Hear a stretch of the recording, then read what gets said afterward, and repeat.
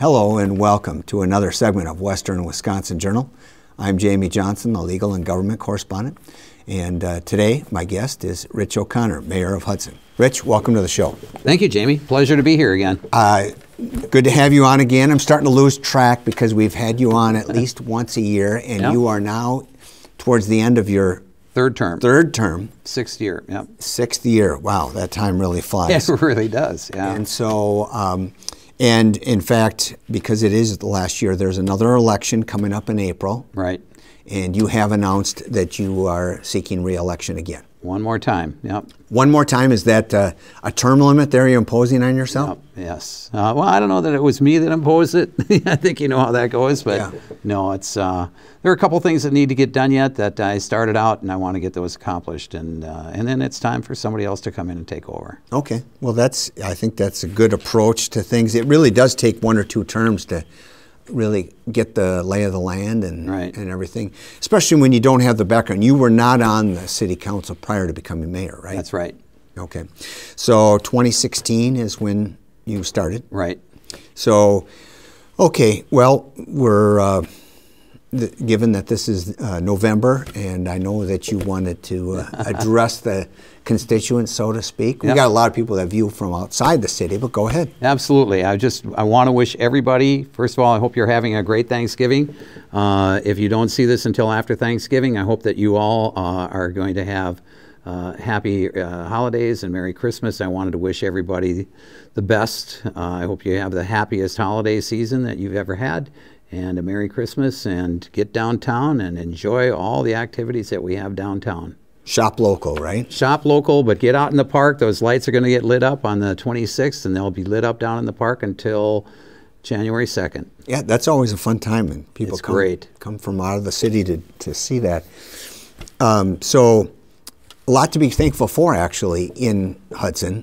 You know, we're a community that has a lot of opportunity. I think it's the best place in the state, if not the whole Midwest, to raise a family. But why don't you give our viewers a little update where we're at, because we're going to have some common themes. Every year there's a budget, and then we've got the library, transportation, infrastructure, and downtown development. So we've now got 28 and a half minutes to touch on that stuff, and I'll let you put the time where you want to. But let's start with the budget, because so many people, their most contact or knowledge of the budget is their tax bill that they get. Right. And in their mind, they see it as always going up. But I know that hasn't been the case in the case of the city. You've had flat years where you've been able to hold the line. So where do things stand on the revenue and the expenditure side of the 2022 Hudson budget? So I think it's important that people recognize that when they get their tax bill, there are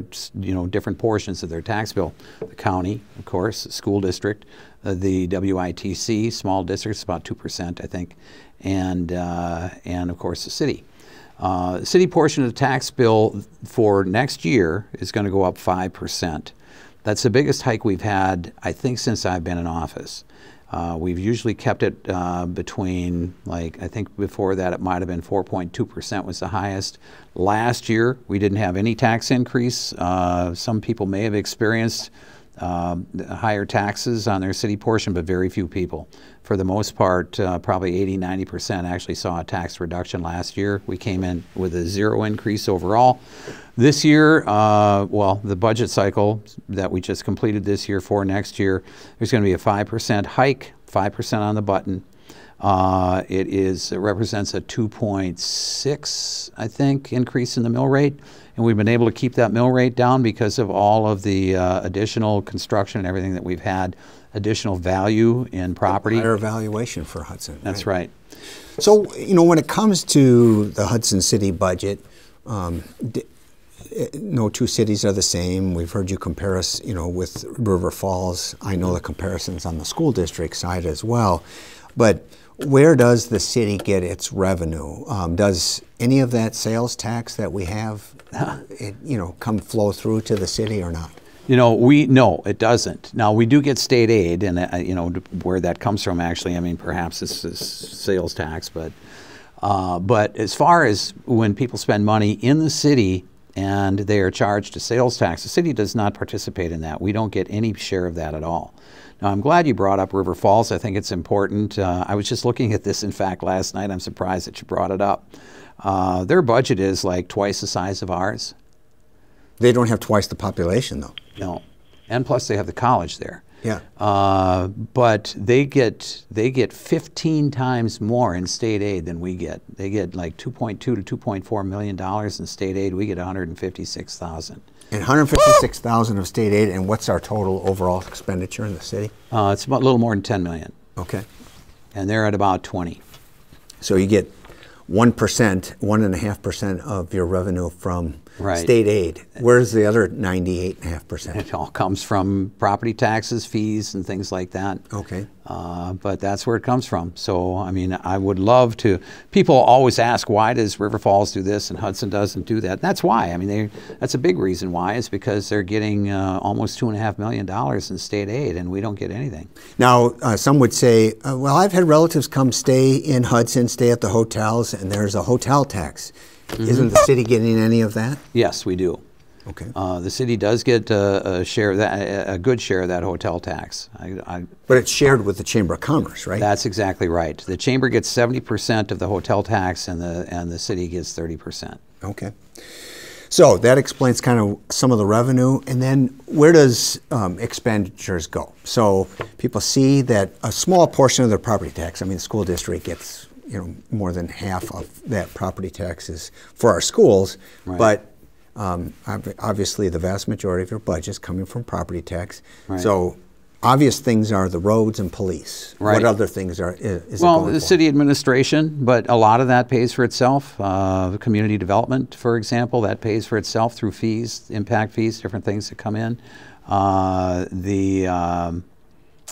Public Works also gets some fee revenue coming in. So, but yeah, I mean, it's police, it's fire, it's city staff. I think that you caught me off guard on this one, but I think the majority of the budget is actually going to staff, and we don't have a large staff. Right. I was looking at the River Falls budget last night, and they've got like 100 or more FTEs. We're nowhere near that. Right. And so as a comparison, when people want to say, why do they have that and we don't, I mean, that's going to come up here in a minute. Sure. Well, so police and we've heard on the national level different cries for defunding the police. There were the protests from the George Floyd thing in 2020. But how are our police in Hudson doing? We've got the finest police department anywhere, and I know a lot of towns say that, a lot of cities say that. But even the people that are most critical of police have said that they believe that our police department is the best or one of the best they've ever seen. I think that one of the we've talked about this in the past. One of my biggest focus points is that we need to keep people safe. That's my job. Is to make sure that we have a safe city, and that's number one for me. And working with Chief Willems has been great. He agrees. We need to keep people safe. We've added a couple police now in the next budget. 2 more police are coming. I think one may have even been budgeted for last year, but we just didn't make the hire. And it's not just personnel; it's also equipment. So the cruisers have to be kept new. And Yep. There's a lot. They get in accidents here and there. They get hit. People are trying to run away or whatever. With their cars. I mean, we've had a couple. Any possibility of getting? I heard at the federal level they're talking about wanting to put thousands of new police officers out onto the streets. Right. Is Hudson big enough to get half a cop or 1 police officer out of that? From that, I don't know yet. It depends upon what happens with the revenue bills out there. Right. Okay. So public safety, and then let's talk about infrastructure, because it is a part of the budget. And just since you've been mayor, you were mayor when we did the Vine Street stuff, right? Yes. And now you get to take credit for Highway 35 and 2nd Street being torn up for months and months. But that's obviously going to be something that's going to be nice. But an assessment was done within the last year of what the future needs are, and they call priority 1, priority 2, and so forth. But we're not talking about a few $1,000s, are we? No, we're talking, there are a couple numbers that I've heard out there, 112 million, 127 million. I think that's the highest I heard is 127 million. And you're right. I mean, there was an assessment done. We've got a great engineer, and he did a marvelous job with the analysis and study that he did on our infrastructure needs, from our pipes, our sewer, our roads, curbs, things like that, retaining walls. I didn't know this. But we have 112 retaining walls apparently in the city. Not that we don't own them, but they're privately owned for the most part. But some of that is involved with our streets, and and that's a big bill. So what we're discussing right now is a wheel tax and also a transportation utility. And the wheel tax is pretty simple. Maybe $20 a vehicle, something like that. I think the county is what? Are they 10 or 20?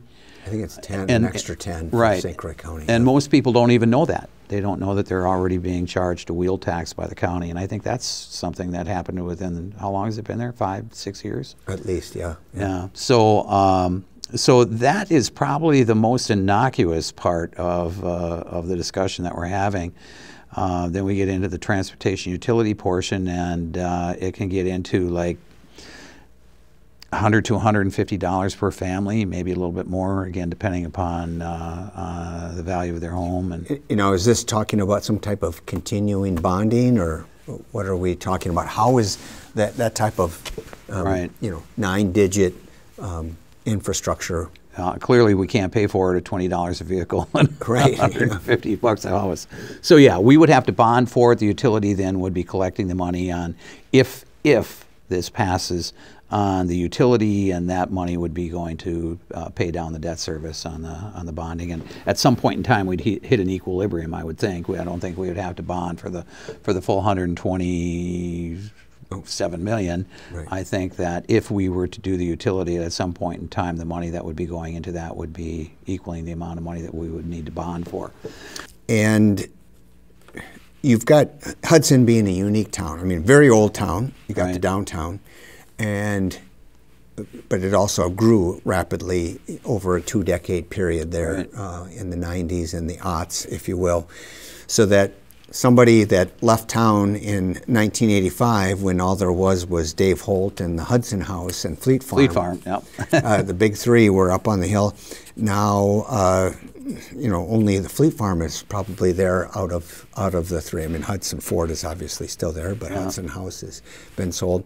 So things change. And the more they stay the same, they change. So the city now is growing to south of the interstate and quite a ways east of Carmichael. Right. So in different areas. So where do we see these funds being spent? Is it reinvestment in the old part of Hudson, or is it going to be just across the board? So, well, ultimately it will be across the board, but we're going to be looking at the most aged infrastructure first, right? So we know, for example, downtown, people are wondering why we have asphalt out there instead of concrete, right? And the reason is that the state knows that we've got infrastructure down there. We've got piping that we have to take care of. It's old and has to be replaced. So when we do that, then we will get the concrete, all right, but not until then. So, I mean, that's part of it. So we're going to be digging that street up again, and we're going to be going after old pipes. We've got a lot of pipes that are between 50 and 100 years old, and of course that's in the older part of town, the most original part of town. Right.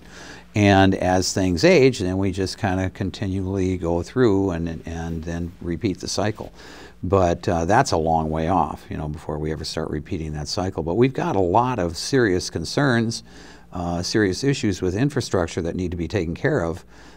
It's not just the visible cracks at the top of the road. It's not just the pothole. There's a lot underground that we really need to take care of, and that's a lot of work. It's very expensive. Now, does any of that 120 million talk about water treatment facility? Because I know that for years there was concern that, well, we can't annex anymore, we can't do anything because we're going to burden our water treatment facility. And then a couple of years ago, there was another study done, and all of a sudden we've got more capacity. So is any of that $120 million for the water treatment, and where do we stand there? You know, I don't know. That's pretty specific, and I really don't know the answer to that. Okay. But I mean, clearly we've gained capacity because of newer technology, and of course right now we're in the process of expanding. We're adding another 33% capacity down there just with the size of the facility. But that combined with technology gave us enough capacity for the year 2040, given everything that we have in the comprehensive plan going out 20 years, which takes us to 2040. So we're good. You know, the housing stock that you see going in on the Atwood property in Carmichael and Vine, the Lee property down across from the dog track, the proposed development on the Lockney property, which is just south of the dog track, the piece of property that the school district was looking at years ago. You know, there's a project that's proposed there, and I mean that takes into consideration all of those things, as well as some additional perhaps acquisitions and annexations going either east or south and southeast. Okay. Well, let's talk about a little bit more on the downtown, the older part of Hudson, if you will. And I know that in recent times there's been very active, you know, TIF committee, which TIF stands for Tax Incremental Financing. Yep. And the basic concept, if you can explain it for our viewers. Well, essentially what we do is we freeze property taxes for an area, a TIF district, and let's just say the dog track, which is now St. Croix Meadows. That property was valued originally, I think when it sold was, the assessed value I think was like $5 million. I think that it's now up to like 6.8. But property taxes were frozen on that piece of property. And that meant for everybody, for all taxing authorities that we mentioned earlier. And they all have to buy in. They all have a seat at that TIF committee. So what happens then is that as we bring development in and the property values increase, rather than taxing those people for the increased value of their property today, we give them a TIF increment that they can use to help pay for the development for the project that they had in that TIF district. When the TIF district gets closed out, when everything is paid for, and we have a history of closing out our TIF districts in like less than half the time that they could by law go. So once that is completely paid off, the property then in its entirety comes back on the tax rolls. So right now, as an example, again, the same example out of the dog track, we have $58 million in new construction valuation out there. And that's just with the Phillips stuff and a little bit of housing. We've got obviously a lot more to come. But so we've increased the value of that property by over $50 million. And that the money that would be collected on that is being reinvested in that property. So downtown, same thing. We have a TIF district that encompasses the entire downtown. And as you see improvements down there, you have the Valley Cartage building, for instance, that is part of the TIF district. That's on First Street. Yep. The River City Center, the upgrades that they did to that is also part of the TIF district. Right now, they've added $25 million thereabouts in value to the downtown TIF area. And that's a big amount, but it's just the beginning, okay? I mean, these TIF districts have a life to them, up to 27 years, I think, by law. But after a certain period of time, maybe 10 years, we don't allow any more development because we need to, that would be qualifying for TIF because we need to be able to pay this off. But in the meantime, right now, in a 2-year span for that TIF district, we've gained $25 million in valuation because of either new construction or renovation. And there's more to come. So that means that another example, when the Gerards come in with their housing development, that is going to be on Commercial Street going north right up to about Johnson Auto Body, so about a half block, 2/3 of a block. That valuation then will be added into the TIF district. That, by the way, is coming very soon, and they've finally finalized the plans that they have for that development. It's like 35 units of apartments, and it's pretty much self-contained. They have a level of their proposed building is actually parking, so they don't need any of the parking lot, the Williams parking lot, right behind the fire station. They have their own parking. They're going to have a floor of retail. Looks good. All that valuation gets added into the TIF district downtown. Across the street, we don't know exactly what's going on over there yet, but we know that the Gagnons are going to be developing their property, and I think that they've acquired some other property that they're going to develop, and that's going from First Street up to Second Street, right? So it would include the old the Associated Bank that they've acquired, yes. So when they get the project finalized on that, again, that's going to be a big valuation boost to the TIF district. In addition to that, now here's the good part, okay, that I think, is we've been waiting on working on Lakefront Park and the things that we're going to do. So starting in the spring, we're going to be doing the boat launch, all right? That's going to be expanded, and it's going to be corrected, and also it's going to be raised so that we can less be launching, flooding. Yeah, exactly. We can launch boats when it's at a flood level. So who pays for that, right? That's a big cost. Mm-hmm. Well, the city gets an increment also from that TIF, from the valuation increase coming from the properties that are benefiting from the increment going to help pay down their costs. The city, we contractually enter into an agreement with the developer as to how much our increment is going to be, how much their increment is going to be. And so we take our increment and we can now fund things like Lakefront Park. Here's a caveat. It's important that people understand this.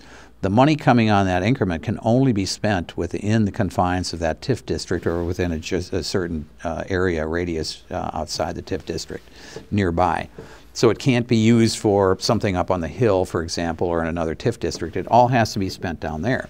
So we're going to be able to fund these things. We're getting grants, of course, from the state and things like that. If we have to borrow money, it will be paid down very quickly by our increment coming off a TIF. So that's pretty important, and that's why Lakefront Park has waited as long as it has so that we can get some good valuation on the properties down there that have developed or built new.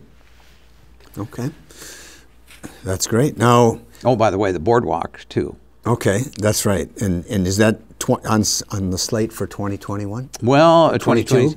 I want it to be. I'd like it to have it done by 4th of July, but we'll see. It's got a price tag to it. Probably about $1 million, maybe up to $1.5 million, but we're going to keep the costs down. The finance committee, joint finance committee at the state is going to be hearing a grant proposal and either approving or denying or reducing or adding maybe, and so we'll get state grant money for that, but the rest of it is going to be paid for by TIF. Again, once again, if we're ready to go, we got everything, the ducks lined up with the DNR and the state, the grants and things like that. I would like to get started with that in the spring as well.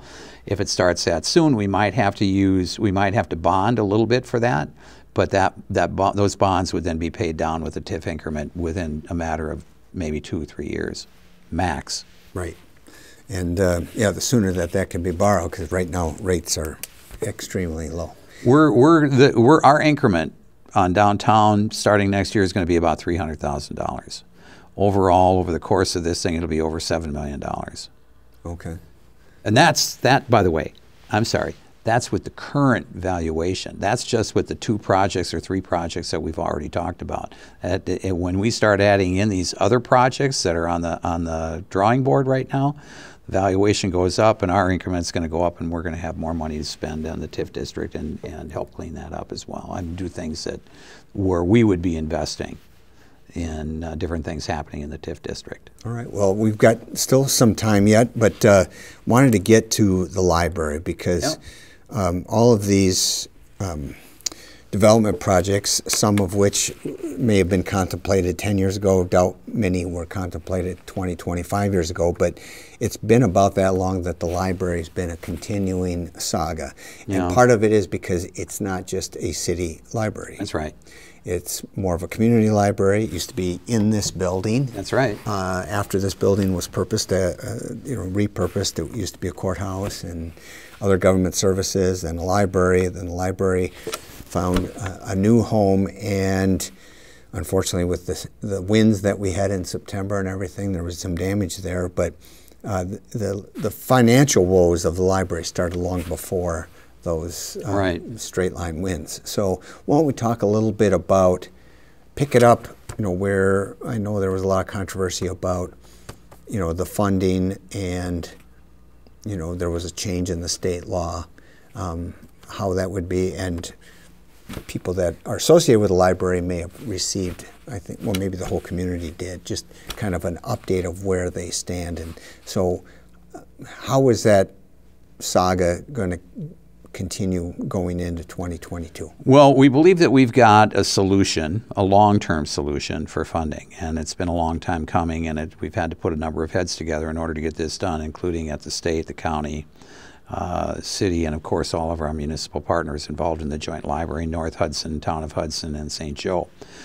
And back in 2012, just for a little bit of background, it was discovered that our library was woefully underfunded according to the state formula for funding libraries. And we were probably funding it at about half of the level it needed to be funded in order to be in alignment with that formula at the state level. So unfortunately, the city, each one of the joint partners as well as the county signed off on what they call the exempt amount, even though we weren't anywhere near that exempt amount.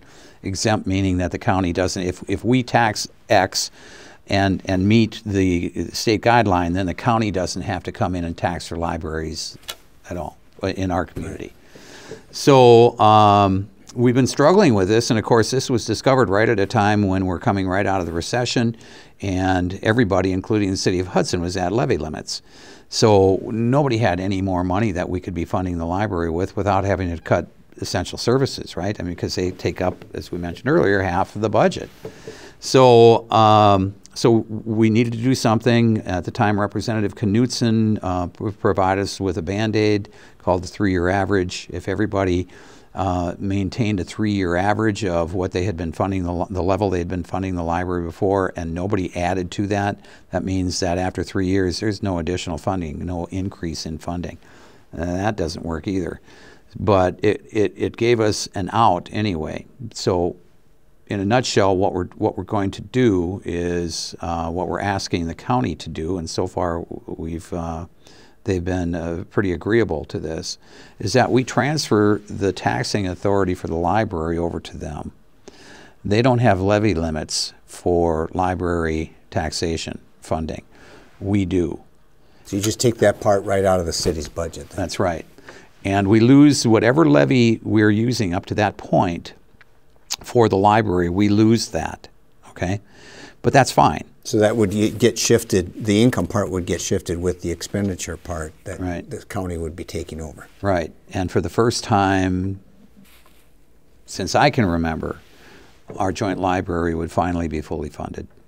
And we can keep that going into the distant future. So in the whole scheme of things, people would see their taxes go up. It just wouldn't be coming out of the taxing authority of the city. That's right. And we would be back on schedule with what the library, what people would be taxed to support our library anyway, if we were going by the state guidelines. Now, ballpark figures, I didn't do my research, but do you have like what that number of, that it's falling short as far as underfunded? Is it like 150 to 200,000? Is it something in that vicinity? No, it's right around 500,000, 400, 500,000. 400,000 or 500,000. Wow. Okay.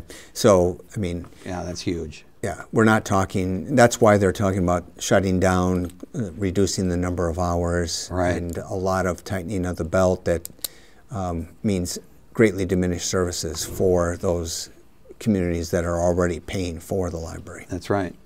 But yeah, you believe it's a short-term problem at this point now that we've got a longer-term fix? Yeah, I think next year is going to be the toughest year we've had in a long, long time. Okay. But I think... So it's going to get darker before it's brighter. That's right. Okay. But coming into the next budget cycle, I think it'll all be taken care of. Very good.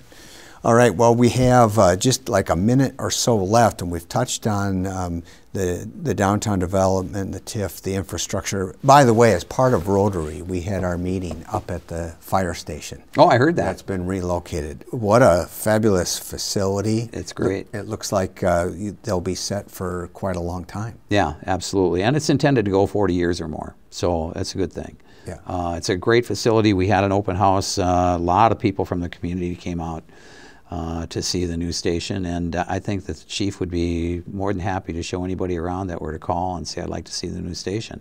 You know, because Hudson is growing, if you just took the boundaries of the town and compared it to, say, 1990, you'd see a big shift.